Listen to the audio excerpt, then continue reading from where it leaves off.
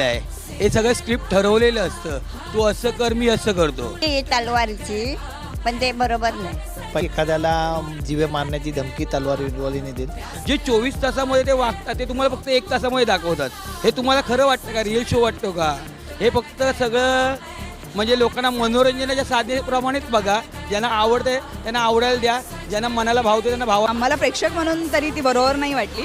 आणि जेव्हा तुम्ही बोललात ती माफी, इवन ती बिग बॉस बरोबर पण आर्ग्युमेंट करत होती आणि माफी मागण्यासाठी पण ती भरपूर हे करत होती. नंतर सगळ्यांनी फोर्स केल्यानंतर तिने माफी मागितली. ती चुकीची आहे, कारण त्या घरात जाताना आपल्याला एक कॉन्ट्रॅक्ट साईन करावं लागतं. त्याच्यात जे लिगल टर्म्स आहेत ना, त्याच्याबरोबर ती बरोबर नाही बोलली आहे. त्याच्यामुळे तिला बाहेर काढलं ते बरोबरच केलं आहे. ती स्ट्रॉ तिने काल जे म्हणजे ती बोलली म्हणजे ते नाही आवडलं काही लोकांना.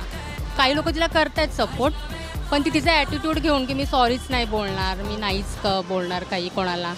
आणि बिग बॉसला पण ती काही सॉरी काय तशी बोलली नाही, मनापासून नाही बोलली, असं वाटत नाही मनापासून बोलली करून असं. एखादा स्पर्धक अशी धमकी देत असेल आणि जर त्याला त्या स्पर्धेतून बाहेर काढलं, हे बरोबर केलं.